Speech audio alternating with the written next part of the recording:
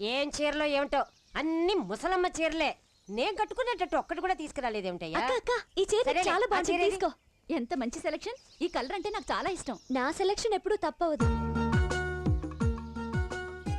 అక్క అక్క ఈ చీర చూడు. పోయబ్బో చాలులే. చూసావా అక్క, బామ్మ ఎంత సీరియస్ అయిందో. ఉమ్. తనకి నేను మంచి చీర సెలెక్ట్ చేయలేదని కోపం. నాకేం ఒక్కర్లేదు. ఇప్పుడు దొరికావు.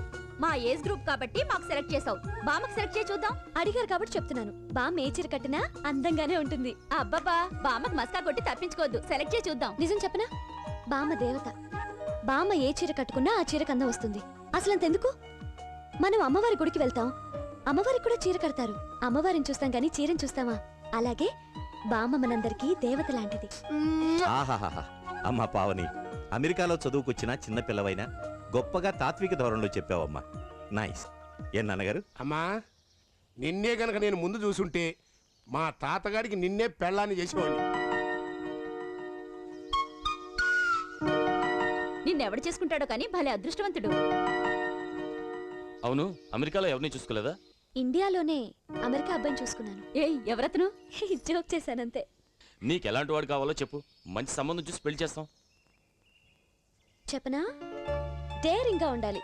నన్ను ప్రేమించాక ఎన్ని ప్రాబ్లమ్స్ వచ్చినా చివరిదాకా నాతోనే కలిసి ఉండాలి.